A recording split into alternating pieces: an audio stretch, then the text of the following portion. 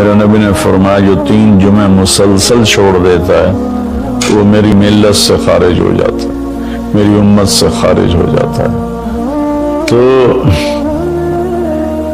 میں اپیل کروں گا ان بہن بھائیوں سے جو نماز میں سستی کرتے ہیں، کم از کم جمعہ ضرور پڑھ لیا کریں۔ عورتوں پہ جمعہ فرض نہیں ہے، مردوں پہ فرض ہے۔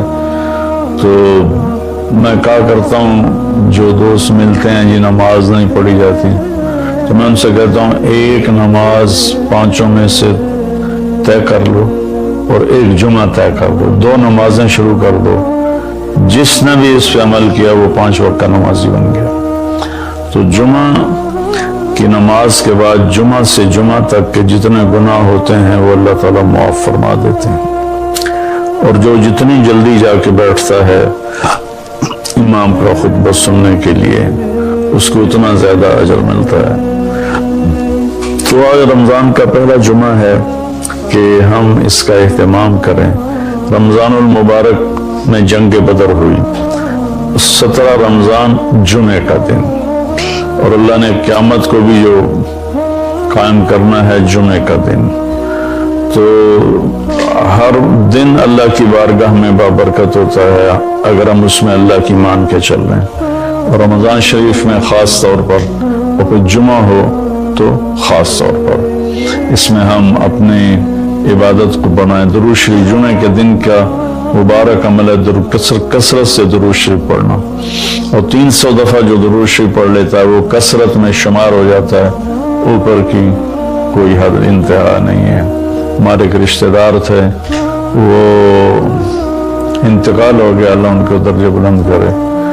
وہ روزانہ ایک دن میں 10,000 دفعہ درود شریف پڑھا کرتے تھے، ہر وقت تسبیح ان کے ہاتھ میں ہوتی تھی، اور روزانہ 10,000 دفعہ درود شریف پڑھا کرتے تھے۔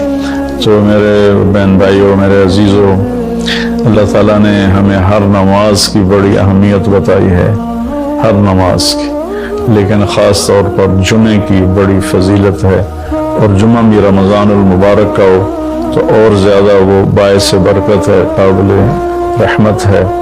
تو روزے کا بھی اہتمام ہو اور ساری نمازوں کا اہتمام فرمائیں، کوئی با جماعت پڑھنے کی کوشش کریں، کوئی جماعت سے رہ جائے تو پھر اس کو چھوڑیں نہیں، اسے ضرور پڑھ لیں کہ نماز کی اللہ تعالیٰ نے جتنی تاکید قرآن میں کی ہے اور کسی کی اتنی تاکید نہیں کی، اور اللہ تعالیٰ نے 10 دفعہ اقیموا الصلاۃ اقیموا الصلاۃ اقیموا الصلاۃ وآتوا الزکاۃ، تو 10-12 دفعہ اللہ نے قرآن میں براہ راست حکم کیا اقیموا الصلاۃ وآتوا الزکاۃ۔ اور ادھر اللہ پاک کی رحمت کے دروازے کھلے ہوئے ہیں، اللہ کا عرش پہلے آسمان پر ہے، جنت کے دروازے کھل چکے ہیں، جہنم کے دروازے بند ہو چکے ہیں، اور میرے نبی کا فرمان ہے کہ اگر میری امت کو پتہ چل جائے رمضان کیا ہے تو تمنا کریں گے کہ سارا سال ہی رمضان ہو، اتنی اللہ کی رحمت ہوتی۔ اللہ نے فضل فرمایا، صرف 1 مہینے کے لیے ہمیں اللہ تعالیٰ نے اس کا پابند کیا۔ تو میرے بھائی بہنوں، اس مہینے کو قیمتی بناؤ، کسی سے ہم لڑے ہوئے ہیں ہم صلح کر لیں، مرنے والے سے پوچھو کہ لڑائی کا کیا نقصان ہوتا ہے، مرنے والے سے پوچھو دنیا کی دوڑ کا کیا نقصان ہوتا ہے، مرنے والے سے پوچھو ماں باپ کی نافرمانی کا کیا انجام ہوتا ہے۔ امام بخاری رحمۃ اللہ علیہ نے ایک واقعہ نقل کیا ہے کہ ایک گاؤں میں ایک نوجوان کو دفن کیا گیا، تو عصر کے بعد اس کی قبر پھٹتی اور وہ قبر سے نکلتا، اور اس کا چہرہ گدھے کا ہوتا تھا، اور وہ 3 دفعہ گدھے کی آواز میں آواز نکالتا تھا، پھر وہ قبر میں گرتا تھا، قبر میں جاتی تھی۔ تو لوگوں نے اس کی ماں سے پوچھا کہ یہ کیا چکر ہے؟ تو اس کی ماں نے بتایا کہ شرابی تھا، شراب پیتا تھا، تو میں اسے روکتی تھی نہ پیا کر، تو وہ آگے مجھے کہتا تو کیا گدھے کی طرح آوازیں نکالتی رہتی ہے، مجھے نہ سنایا کرو۔ تو اللہ تعالیٰ نے تھوڑا سا اس کا انجام دکھا دیا کہ ماں باپ کو اس طرح تکلیف دینے سے کیا ہوتا ہے۔ تو بھائیو، ایک تو ہم نماز کو زندہ کریں، میرے نبی نے کہا جعلت قرۃ عینی فی الصلاۃ، نماز روزے سے بڑا فرض ہے، میری آنکھوں کی ٹھنڈک نماز میں ہے۔ اور جب آپ دنیا سے تشریف لے جا رہے تھے تو آپ نے پورے دین کو 2 لفظوں میں بیان کیا، ایک ہے حقوق اللہ، ایک ہے حقوق العباد، اور ایک ہے بندگی اور ایک ہے معاشرت۔ تو آپ نے فرمایا الصلاۃ، جب آپ دنیا سے تشریف لے جا رہے تھے آپ نے حضرت ام عائشہ رضی اللہ عنہا علیہ السلام کے سینے پر یوں سر رکھا ہوا تھا، اس طرح کر کے ایسے، اور ام عائشہ نے آپ کو سہارا دیا ہوا تھا، اپنے سینے پر لٹایا ہوا تھا۔ تو آپ فرما رہے تھے الصلاۃ وما ملکت ایمانکم، میری امت ایک نماز نہ چھوڑنا، اور ایک میری امت کے غریب طبقے پر رحم کرنا، ان کے ساتھ آسانی کا سلوک کرنا، ان پر سختی نہ کرنا، ان سے نرمی کا سلوک رکھنا۔ پھر الصلاۃ وما ملکت ایمانکم، نماز نہ چھوڑنا، نماز نہ چھوڑنا، نماز نہ چھوڑنا، اور آخری الفاظ بھی یہی تھے الصلاۃ الصلاۃ الصلاۃ، نماز نماز نماز۔ پھر فرمایا اللہم الرفیق الاعلی۔ بالیہ ہوتا ہے، وہ عام طور پہ ایک میٹھا زہر ہے جو اس بیچارے کو پلا دیا جاتا ہے، اس کی حیثیت سے بڑھ کر اس کا تعارف کرایا جاتا ہے، اس کی حیثیت سے بڑھ کر اس کی تعریف کی جاتی، وہ پھر یہ سمجھنے لگتا ہے شاید میں واقعی ایسا ہی ہوں، پھر وہ اللہ کی نظروں سے گرنا شروع ہو جاتا ہے۔ اس لیے میں یہ ایک بات تو آپ سب حضرات کی خدمت میں عرض کروں گا، آج تو اللہ کو کوئی نہیں جانتا، میں کون ہوں جسے ہر کوئی جانتا ہے؟ کہ مولانا طارق جمیل تعارف کے محتاج نہیں، میں تو ایک گندے نطفے سے بنا ہوا انسان، کل کو مٹی آج بھی مٹی، مٹ جانے والی شے۔ آج کی دنیا تو ایسی غفلت کی دنیا ہے کہ اللہ کو کوئی نہیں پہچانتا۔ اس وقت تو اللہ بھی محتاج تعارف ہو چکے ہیں۔ محتاج کا لفظ میرے آپ کے لیے نہ، کہ اللہ کی ذات، کہ اللہ تو ہر چیز سے پاک ذات ہے، لیکن جو اس کو مانتے ہیں آج وہ بھی اللہ کو نہیں جانتے کہ اللہ کون ہے۔ تو میں اور آپ تو بڑے چھوٹے انسان ہیں، ہماری کوئی حیثیت نہیں ہے۔ تعارف ضرور کروایا جائے اور بڑے نپے تلے الفاظ کے ساتھ، جس سے اگلے کا مزاج خراب نہ ہو، بلکہ وہ بھی اپنی حیثیت میں رہے، اپنے دائرے میں رہے۔ ہمارے استاد صاحب رحمۃ اللہ علیہ جن سے بخاری پڑھی، وہ فرمایا کرتے تھے علم کی 2 قسمیں ہیں، ایک وہ جو کسی کے ذریعے سے حاصل ہو، اس کو کہتے ہیں حصولی حاصل ہوا، ایک وہ جو میں خود جانتا ہوں، اسے کہتے ہیں وجودی۔ وزن میں وجودی علم کی طاقت حصولی علم سے زیادہ ہوتی ہے۔ ایک چیز میں خود دیکھ رہا ہوں، ایک بتا رہا ہے، دونوں میں فرق ہے۔ شنیدہ کیبون مانند دیدہ، یہ ایک فارسی کی مثال ہے، اسی کو عربی میں لیس الخبر کالمعاینہ، دیکھا سنا برابر نہیں ہے۔ تو علم وجودی کی طاقت حصولی سے زیادہ ہوتی ہے، سوائے ایک جگہ پہ، جب آدمی کی تعریف ہوتی ہے ان چیزوں کے ساتھ جو اس میں نہیں ہیں، تو وہ وہاں بیچارہ دھوکہ کھا جاتا ہے۔ وہ سمجھتا ہے یہ جو کہہ رہے ہیں نا ٹھیک ہی کہہ رہے ہیں، حالانکہ وہ اچھی طرح جانتا ہے کہ میں ایسا نہیں ہوں جیسا یہ کہہ رہا ہے، لیکن تھوڑی دیر کے لیے اس پر بھی ایک نشہ طاری ہو جاتا ہے، واقعی ایسا ہی ہوں۔ تو اس لیے میں نے یہ عرض کیا کہ آپ لوگوں کی تو مجبوری، آپ کے پاس افسران آتے ہیں، ان کی تعریف نہ کرو تو پھر وہ آپ کو کوئی ڈونیشن نہیں دیں گے، ان کو آپ بڑھا چڑھا کے ارسطو نہ بناؤ، جعلی نیوز نہ بناؤ۔ وہ پچھلے دنوں نا جب وہ حکومت نے تعلیم میٹرک تک مفت کا اعلان کیا، تو میں سیالکوٹ میں ہماری جماعت گئی تھی، تو وہاں چاکنگ ہوئی تھی دیواروں پر، وقت کا سر سید پرویز الہی، اس سے بڑی بےعزتی سر سید کی اور نہیں ہو سکتی۔ جس آدمی نے تن من دھن قربان کر دیا امت کو کسی رخ پر لانے کے لیے اور اس گرداب سے نکالنے کے لیے کہ یہ کچھ دنیا کو بھی سمجھنے والے بنے۔ ایک نواب صاحب کے پاس گئے چندہ مانگنے، وہ تھے مخالف ان کے، تو انہوں نے तमस्सुर और ठट्ठे के तौर पर अपने पुराने जूते उनको डब्बे में पैक करके दे दिए कि आइए आपकी स्कूल के लिए चंदा है। वो ले गए अलीगढ़, खोल के देखा तो पुराने जूते, तो उन्होंने उसको बाजार में फरोख्त किया।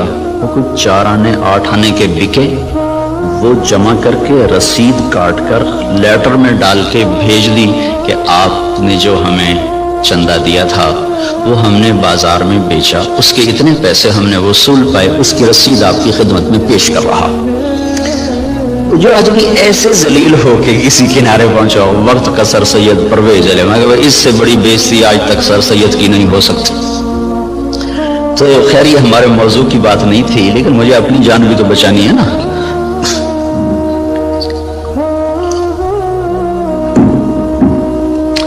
अल्लाह तबारक व तआला ने हमें एक ज़हन दिया है। इस वक्त ज़हन ये है कि हम अपनी मेहनत का कमाते हैं, मेहनत का खाते हैं, जो कमाते हैं जो मर्जी करें, ये एक ज़हन जिसको हम सरमायादारी का निज़ाम कहते हैं। ये 1925 में एक शख्स पैदा हुआ था वहाँ ग्लासगो का। उसने ये नजरिया दिया था, उसने किताब लिखी थी द वेल्थ ऑफ नेशन। तो उसमें उसने ये नजरिया दिया था कि आदमी को कमाने में आजाद होना चाहिए, जो जैसे मर्जी कमाए, इससे माल की दौड़ लगेगी और लोगों के पास सरमाया वाफिर हो जाएगा। एडवर्ड स्मिथ उसका नाम था। इसके मुकाबले में एक नजरिया था जो कार्ल मार्क्स ने दिया कि सब कुछ नेशन का है, हुकूमत का है, किसी का कोई हक कोई नहीं, हुकूमत उसको सही तौर पर तकसीम करेगी। ये दो गलत नजरिए दुनिया में चले, एक खत्म हो गया, एक करीबुल मर्ग है, खत्म होने पर है। इस्लाम इसके बीच में लाता है, वकान बैन ज़ालिका क़वामा, वो दरमियान में लाता है। वो मिल्कियत अल्लाह की साबित करता है, न मेरी न हुकूमत की। अल मुल्कु लिल्लाह। हमारे नबी जब सुबह उठते थे ना, तो आप एक दुआ मांगा कर, सुबह उठते ही अस्बहना व अस्बहल मुल्कु लिल्लाह वल किब्रिया वल अज़मतु लिल्लाह वल खल्क़ वल अम्र वल लैल वन नहार वमा सकन फीहिमा लिल्लाह वहदह। अल्लाहुम्मा इजअल अव्वल हाज़ा नहारी सलाहा व औसतहु फलाहा व आखिरहु नजाहा अस्अलुका खैर दुनिया वल आखिरत या अरहमर राहिमीन। हमारे नबी ने जो हमें दुआएं सिखाई हैं वो भी मोजज़ात नबूवत में से हैं कि इतने खूबसूरत उसलूब में अल्लाह से बात करना और मुख्तसर कलिमात में सब कुछ मांग लेना, ये सिर्फ नबी सिखा सकता है और कोई नहीं सिखा सकता। तो सुबह उठते ही क्या एतराफ़ अबूदियत है, अब्दियत है। अस्बहना व अस्बहल मुल्कु लिल्लाह।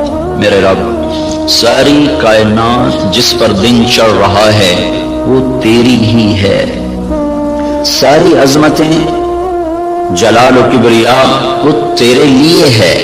सारी मखलूक, सारा कुछ वो तेरा ही है। जमीन आसमान जो इसके दरमियान है वो सब कुछ तेरा है। जब सब कुछ तेरा है, मैं तेरा मोहताज बनकर तुझसे सवाल करता हूँ, या अल्लाह इस दिन का अव्वल वो फलाह बना दे और इसके दरमियान को सलाह बना दे, इसके आखिर को नजात बना दे।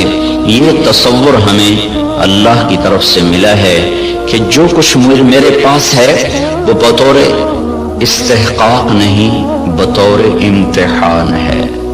ये दो लफ्जों में रास्ते जुदा हो जाते हैं। मेरे पास जो कुछ है बतौर इस्तेहकाक नहीं, बतौर इम्तिहान है।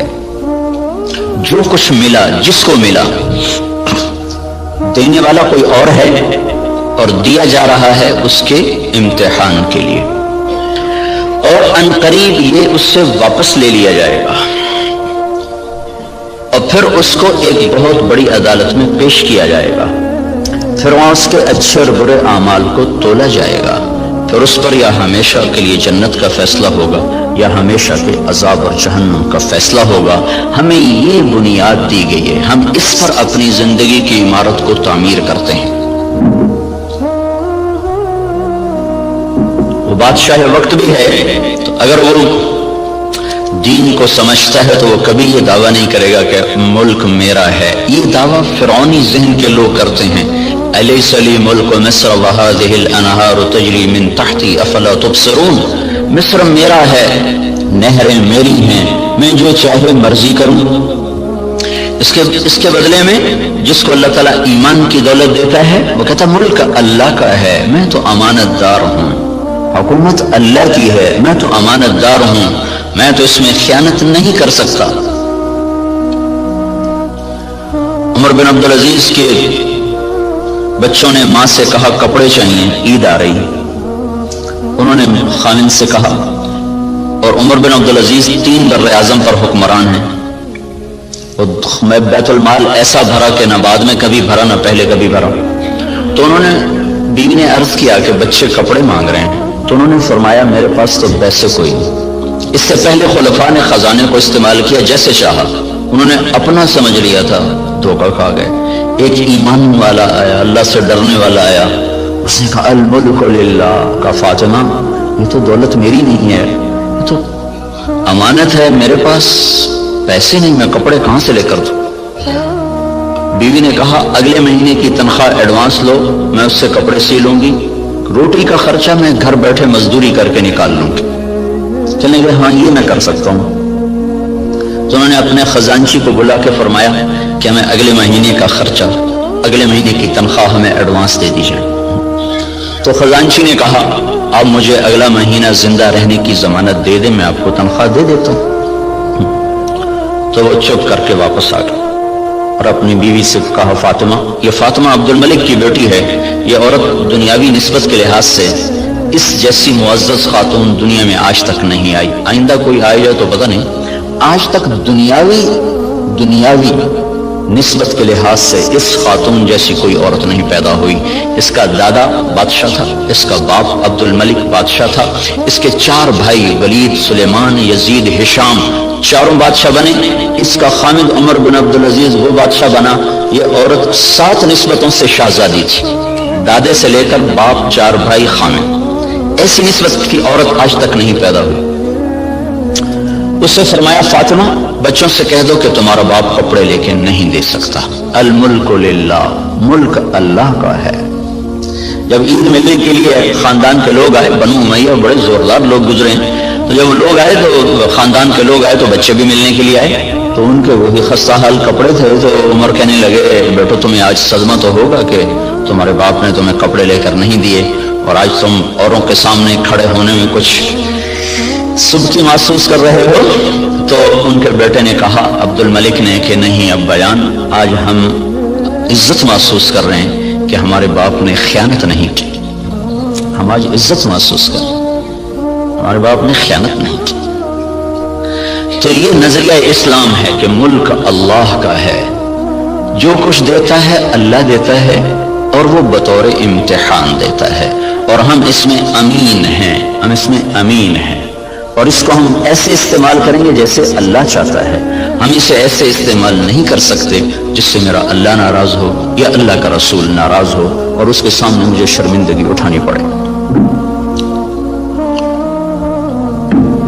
इसी को इस आयत में बयान किया गया, अफरअयतुम मा तहरुसून, ये जो तुम रिसर्च कर रहे हो, अअंतुम तज़रऊनहु अम नहनु ज़ारिऊन, ये तुम्हारा अल्लाह तुम्हें राहें सुझाता है कि तुम अपनी ताकत से करते हो। ये वही नजरिया कि जो कुछ है अल्लाह का, वह हमारी कोशिश है, हमारी कोशिश है, इसको बाराबर करने वाला, इसको फल देने वाला वो अल्लाह है। अअंतुम तज़रऊनहु, बोलो तुम हो ये ज़राअत करने वाले, अम नहनु ज़ारिऊन, या हम हैं ज़राअत करने वाले। इन्नल्लाह फ़ालिक़ुल हब्ब वन नवा, किसी साइंसदान में यह ताकत है कि जमीन में पड़े हुए दाने को फाड़ के दिखा दे, किसी में यह ताकत है कि वो जड़ों को अपने हुक्म के साथ चलाना शुरू करे, वो तने को अपनी ताकत से उठाना शुरू करे, किसी में यह ताकत है कि वो जमीन की रगों से ग़िज़ा को समेट कर दरख्त को पहुंचाए और फिर उसके अंदर रंग भरे, उसके अंदर जायके भरे, उसके अंदर मिठास भरे और उसके अंदर तासीरात को भरे, उसके ऊपर छिलके को लाए, किसी को काशों में भर दे, किसी को दानों में भर दे, किसी को में गुठली बना दे, किसी को बिना मिठास डाल दे, किसी में खटास डाल दे। तो आसमान वाला दावा कर रहा है, लौ नशाअ लजअलनाहु हुतामा, मैं चाहूं तो तुम्हारी खड़ी खेतियों में से फल खींच दूं और खड़ी को भूसा बना दूं, फज़ल्तुम तफक्करून, बैठे बातें करते रह जाओ। इन्ना लमुग़रमून, अरे कर्जे चढ़ गए भाई, बल नहनु महरूमून, बल्कि सब कुछ हिल गया, मूल ही गया। तो ये हमें नजरिया कुरान देता है कि हम जो कुछ करते हैं वो अल्लाह की अमानत है, ताइब रब्बानी शामिल हाल है, अल्लाह का हम साथ है, तब ये कदम हमारे उठते हैं। इस नजरिए वाले की तहकीक और रिसर्च पर भी वही कुछ होता है जो एक काफिर की रिसर्च पर होता है। तो फर्क क्या है इस नजरिए के साथ अयूब रिसर्च आना और अल्लाह के इनकार के साथ किसी लेबोरेटरी में जाना? नतीजा तो दोनों को अल्लाह दे देता है, उसको भी दे देता है, उसको भी दे देता है। तो लेकिन इसका फर्क क्या है? इसका फर्क पड़ता है अमली जिंदगी में कि जो आदमी अपना सब कुछ करके चलता है फिर वो आजाद होकर चलता है, वो अपनी तरतीब जिंदगी में ना अल्लाह को पहचानता है ना उसके रसूल को पहचानता है, और जो इसे अल्लाह की अमानत समझ के चलता है उसकी तरजीहात तब्दील हो जाती है। वो अल्लाह उसके रसूल को सामने रखकर चलता है और वो आखिरत में जवाबदेह होने के एहसास से चलता है। ये दो सोच तरजीहात को तब्दील कर देती है, उनकी सोच और तरफ चली जाती है, वो हिर्स और हवस के बंदे बन जाते हैं, अल्लाह उसके रसूल से गाफिल हो जाते हैं। ये कदम कदम पे लरज लरज के चलता है, कांप कांप चलता है। ये अमली जिंदगी में फिर ये नजरिया ताकतवर बन के इंसानियत को सही रुख पर लाता है, जो आपके डॉक्टर साहब ने फरमाया कि हम जिल्लत व पस्ती का शिकार हैं। वजह दीन से दूरी है, दीन से दूरी की वजह नजरियात कमजोर हो चुके हैं, तसव्वुरात की दुनिया में अल्लाह नहीं बस रहा, अल्लाह का रसूल नहीं बस रहा, जन्नत और जहन्नुम का तसव्वुर मौजूद नहीं है, इसलिए कदम बहक गए, रास्तों से भटक गए, तरतीब सारी उल्टी होकर रह गई। तो अल्लाह ताला हमें यह ज़हन देता है, तुम उगाते हो कि अल्लाह उगाता है। जहां आपकी सारी ज़राअत फेल हो जाए, अनस रज़ियल्लाहु तआला अन्हु को उनकी मां लेकर आई, या रसूल अल्लाह, आपका बच्चा है, आपकी खिदमत करेगा, इसके लिए दुआ करना। तो आपने फरमाया, अल्लाहुम्मा बारिक लहू फी उम्रिही व मालिही, अल्लाह इसके माल में, उम्र में बरकत दे। तो अनस रज़ियल्लाहु अन्हु फरमाया करते थे कि अल्लाह ताला ने मुझे इतनी जिंदगी दे दी कि अब मैं जिंदगी से तंग आ गया। अल्लाह के नबी ने लंबी उम्र की दुआ दी। सारी दुनिया में खजूर का फल साल में एक दफा फलता है, खजूर का दरख्त, लेकिन अनस रज़ियल्लाहु तआला अन्हु का बाग साल में 2 दफा फल देता था। वो गर्मी में भी फल लेता था, सर्दियों में भी फल लेता था। न टेक्नोलॉजी थी, न साइंस, न कुछ, सिर्फ अल्लाह के नबी की दुआ थी कि अल्लाह इसके रिस्क में बरकत अता फरमा। तो उनके फल साल में 2 दफा आते थे। वो खजूर तो वैसे ही बहुत देर के बाद फल लेती है। सलमान फारसी आए, या रसूल अल्लाह, आजादी तो मिली पर ना मिलने के बराबर का। क्यों? कब वो यहूदी ने कहा है 100 पौधे खजूर के लगाओ, जब वो फलदार हो जाएं तब तुम्हें आजाद करूंगा। अब खजूर जल्दी फल लेने में आ जाती है। वो तो वही दौर था जो पुराने जमाने की खजूरें थी, जो चल चल चढ़ चढ़ कोई 10 साल के बाद फल देना शुरू करती थी। तो मेरी आजादी तो फिर ना होने के बराबर। अच्छा चलो मुझे ले चलो। 3-4 साल पहले वो जगह मैं देखने गया था जहां वो बाग था, उन्होंने बाड़ लगाई हुई है, उसके चारों तरफ बाग तो नहीं है, वह खाली जगह पर है वहां मौजूद। तो आपने खजूर उठाते और लगा देते, खजूर उठाते लगा देते। साल के अंदर अंदर सारी खजूरें बढ़ के फल देने लगे। सिर्फ 1 साल, एक खजूर अटक गई। या रसूल अल्लाह, एक खजूर नहीं अटकी। क्या हुआ? तो हज़रत उमर बोले, या रसूल अल्लाह, वो मैंने लगाई थी। कब तेरा भला, तूने क्यों लगाई थी? फिर तशरीफ ले गए, फिर आपने अपने हाथ से लगाया, साल के अंदर वो फलदार हो गई। अब यहाँ सारी साइंस भी फेल है, टेक्नोलॉजी भी फेल है। अंतुम तज़रऊनहु अम नहनु ज़ारिऊन, तुम उगाते हो कि तुम्हारा अल्लाह उगाता है? तुम ज़राअत करते हो कि तुम्हारा अल्लाह करता है? ज़राअत को पानी के साथ जोड़ा है तो अल्लाह ताला फरमाया, अफ़रअय्तुमुल माअ अल्लज़ी तशरबून अअंतुम अंज़लतुमूहु मिनल मुज़्न अम नहनुल मुनज़िलून। ये पानी तुम बारिश का बरसाते हो तो तुम्हारा अल्लाह बरसाता है। बारिश ना हो तो आप मुझसे ज्यादा जानते हैं कि जमीन का पानी, दरियाओं का पानी, وہ تاثیر نہیں رکھتا جو اللہ نے بارش کے پانی میں تاثیر رکھی. زندگیوں کو زندگی مل جاتی ہے. وَتَرَى الْأَرْضَ حَامِدًا وَتَرَى الْأَرْضَ خَاشِعًا، دو لفظ قرآن استعمال کرتا ہے. زمین کو دیکھو وہ ایسے پھٹی پڑی ہوتی ہے، حامدہ، اس کا ظاہر ختم ہو چکا ہوتا ہے. وَتَرَى الْأَرْضَ خَاشِعًا، اندر باہر سے زمین برباد ہوتی ہے. تو پھر ایک دم اللہ تعالیٰ آسمان سے پانی برساتا ہے. جب آسمان سے پانی اترتا ہے، اہتزت وربت وانبتت من کل زوج بہیج، تو بارش سے زمین وجد میں آ جاتی ہے، رقص میں آ جاتی ہے. اہتزت، جیسے خوشی سے لوگ جھومنے لگتے ہیں، ایسے جب تمہارا رب آسمان سے بارش برساتا ہے تو زمین خوشی سے جھومنے لگتی ہے کہ اللہ تعالیٰ اس میں وہ کچھ اتارتا ہے جو انسان کے بس میں نہیں ہے. تو زراعت کے نیچے پانی کو اللہ تعالیٰ لے کر آئے کہ یہ تم نے اتارا کہ تمہارے رب نے اتارا. لو نشاء جعلناہ اجاجا، اگر میں چاہوں تو دنیا کے سارے میٹھے پانی کو کڑوا کر دوں تو پھر کیا کرو گے؟ کہاں سے لاؤ گے پانی؟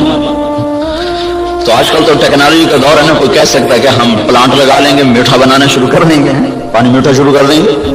تو اسی ذہن کے لیے اللہ تعالیٰ نے ایک آیت اور اتاری ہوئی ہے، قل ارأیتم ان اصبح ماؤکم غورا فمن یاتیکم بماء معین. مجھے بتاؤ جب میں تمہارا پانی ہی ختم کر دوں تو کہاں سے لاؤ گے؟ ویسے ہی ختم کر دے. ان اصبح ماؤکم غورا، ایک قلعہ فتح نہیں ہو رہا تھا ملک شاہ کے زمانے میں، لمبا زمانہ گزر گیا، قلعہ نہیں فتح ہوا، پہاڑی پر تھا. ایک صبح اٹھے تو سارے شہر والوں نے سفید جھنڈے لہرائے ہوئے دروازے کھول دیے. کیا ہوا بھائی؟ رات کو نظام الملک جو وزیر تھا، وزارت کے لحاظ سے شہرت پانے والوں میں اسلامی تاریخ میں نظام الملک کا نام قیامت تک رہے گا. بہت اعلیٰ درجے کی صفات کا حامل اور ایسی وزارت کی کہ آج تک اس کی مثالیں دی جاتی ہیں. وہ سالار لشکر تھا. جب وہ تنگ آ گیا نا تو اس نے رات کو اٹھ کے دعا کی، یا اللہ ہم سے نہیں فتح ہو رہا، تو راستہ کھول. صبح قلعے کے دروازے کھول کے لوگ نیچے اتر آئے، کہا یہ ہم ہتھیار ڈالتے. کیا ہوا؟ کہ رات میں سارے شہر کا پانی خشک ہو گیا، ایک قطرہ پانی کوئی نہیں، ایک بوند پانی کوئی نہیں. ان اصبح ماؤکم غورا، پانی کو دھسا دوں، کہاں سے لاؤ گے؟ اور دھنسے کو نکال دوں. حدیبیہ پر جب پہنچے 1400 آدمی، کنواں خشک، وہ پانی ختم. وہ تو حادثہ پیش آ گیا کہ انہوں نے اندر جانے سے روک دیا، وہ تو مکے جانے کی تیاری کر آئے تھے، راستے میں روک دیے گئے، پانی ختم ہو گیا. تو یا رسول اللہ پانی ختم ہے، کیا کریں؟ تو آپ نے کہا کوئی تھوڑا بہت ہو تو لاؤ. تو ایک آدمی تھوڑا سا پانی لے کر آیا، تو آپ نے منہ میں ڈال کے خشک کنویں میں کلی کی تو کنویں کا پانی ابلتا ہوا باہر اٹھتے اوپر تک آ گیا. خشک کو اٹھا دیا، کھڑے کو دھنسا دیا. ایک شخص جا رہے، ابو الحسن نام مجھے پوری طرح یاد نہیں، راستے میں تھے جنگل میں، پیاس لگی، پانی کی تلاش میں کنویں پر پہنچے، دیکھا تو پانی نیچے. تو انہوں نے اپنے موزے کو اتارا، جوتے کو اتارا، وہ لمبا جوتا ہوتا تھا، اس کو پگڑی سے باندھ کر نیچے لٹکایا تو پانی نیچے تھا، وہاں تک جوتا نہیں جا سکا. تب پریشان ہو کے بیٹھ گیا، اب کیا کروں، پیاس سے جان جا رہی. اتنے میں کہ ہرن دوڑتا ہوا آیا، اس نے آ کر تیزی کے ساتھ پہلے یوں نیچے نظر دوڑائی تو پانی بہت نیچے، پھر سیدھا ایسے آسمان کو دیکھا، ایسے یوں دیکھنا تھا کہ پانی فوارہ مارتا ہوا منڈیر کے ساتھ آ کے لگ گیا. تو اس نے پیا، انہوں نے بھی پیا. تو ان کو دل میں خیال آیا یہ کیا چکر ہے، یہ جانور اس کے لیے اتنا اکرام اور میں انسان اور ایمان والا، میرے لیے تو یہ ہوا نہیں، جانور کے لیے جو ہو گیا. تو ایک آواز سنی تو رسی اور ڈول کے سہارے ڈھونڈتا رہا. اس نے سیدھا اپنے رب کو پکارا. اللہ پکارنے والوں کی ایسے ہی سنتا ہے. تو یہ چیز ہمیں ایک راستہ دیتی ہے کہ ہمارے سوچ کے، تحقیق کے، ترتیب کے انداز اور ہیں. اللہ تعالیٰ جن چیزوں کو ہمارے اوپر لازم کرے گا انہیں ہمیں کرنا ہوگا. نماز اذان کے بعد بھی ڈاکٹر صاحب دفتر میں بیٹھے ہوں، ریسرچ کر رہے ہوں، تو یہ ساری ریسرچ زہر حلاحل ہے. اب اس کا انسانی خدمت سے تعلق ختم ہو چکا ہے. اللہ کی ندا کے بعد بھی تحقیق چل رہی ہو، اللہ کی صدا کے بعد بھی دفتر چل رہا ہو، تو یہ ساری برکتیں اپنے ساتھ لے کے چلا جائے گا۔ اب ہمارے لیے حکم ہے بند اذان باہر دینے کا حکم ہے۔ مسجد کے اندر اذان دینا مکروہ ہے، باہر بلال رضی اللہ تعالیٰ عنہ مسجد کے ساتھ ایک کوٹھا تھا، ایک صحابی کا گھر تھا، اس کی چھت پہ چڑھ کے اذان دیا کرتے تھے کہ اذان باہر کی زندگی کو معطل کرنے کے لیے ہے اور مسجد کی زندگی کو آباد کرنے کے لیے ہے۔ حی علی الصلاۃ کے بعد اب نہ کوئی دکاندار، نہ کوئی تاجر، نہ زمیندار، نہ کوئی مرد، نہ کوئی عورت، جو جہاں پر ہے اس سے حکم ہے کہ ہاتھ اٹھا لے اور چلے اس رب کی طرف جو کہہ رہا ہے حی علی الصلاۃ، آؤ نماز کی طرف۔ یہاں کیا ملے گا؟ یہاں تو ہم بہت کچھ کام کر رہے ہیں، لوگوں کی خدمت کر رہے ہیں، ریسرچ کر رہے ہیں، یہاں کیا ملے گا؟ تو اس سوال کا جواب اگلے دو جملوں میں دیا گیا، حی علی الفلاح، آؤ یہیں سے کامیابی ملے گی۔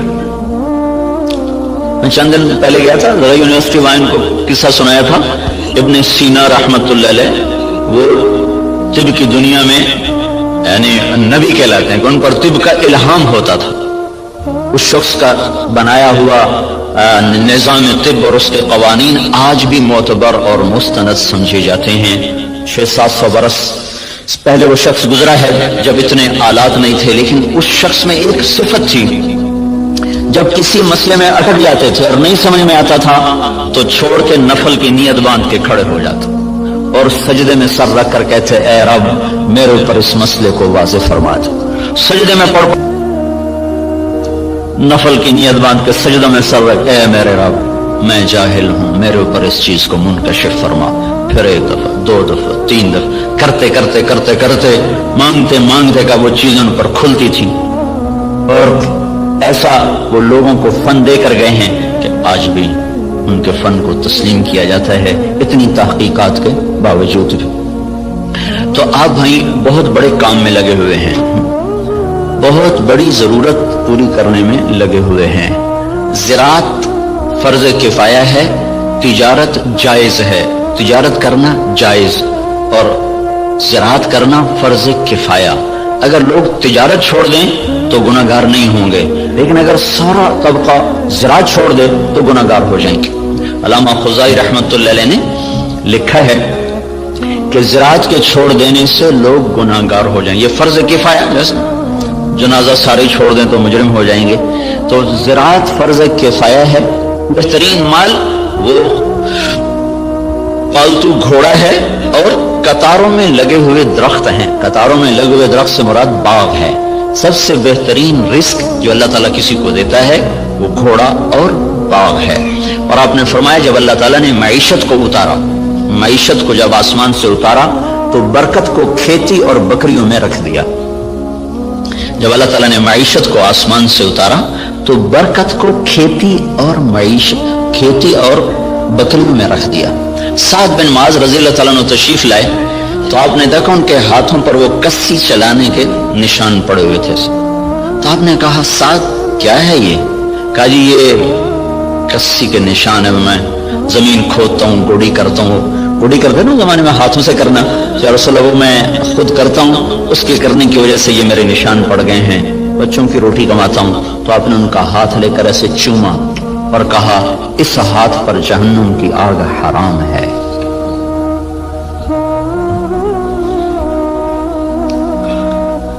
تو آپ ایک بہت بڑے شعبے سے منسلک ہیں جو، اور اللہ تعالیٰ کے محبوب صلی اللہ علیہ وسلم کو باغ بہت پسند ہے۔ آپ اکثر جا کر انصار مدینہ کے باغ میں بیٹھا کرتے تھے۔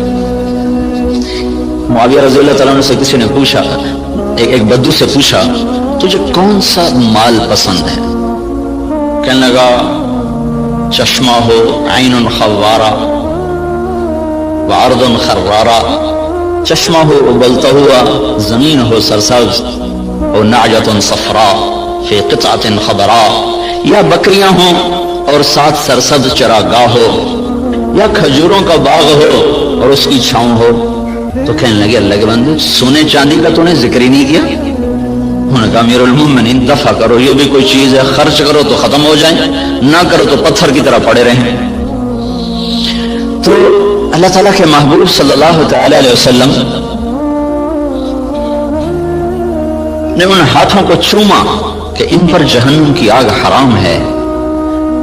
اور معاویہ رضی اللہ تعالیٰ عنہ اتنی بڑی زراعت تھی کہ ان کے کھیت میں 5 لاکھ من گندم ہوتی تھی. جس زمانے میں یہ ایسی اقسام تیار نہیں ہوئی تھی کہ جو ایکڑ میں 50 من ہو اور ایکڑ میں 60 من ہو. پرانی ہم نے بھی تھوڑی سی رکھی ہوئی ہے باپ دادے کی 591, وہ بس ہم اپنے کھانے کے لیے 2 ایکڑ کاشت کر لیتے ہیں. 15-20 من 1 ایکڑ سے وہ ہوتی. یہ اقسام نہیں تھی اور اس کے باوجود 5 لاکھ من گندم ان کے فارم سے نکالی جاتی تھی.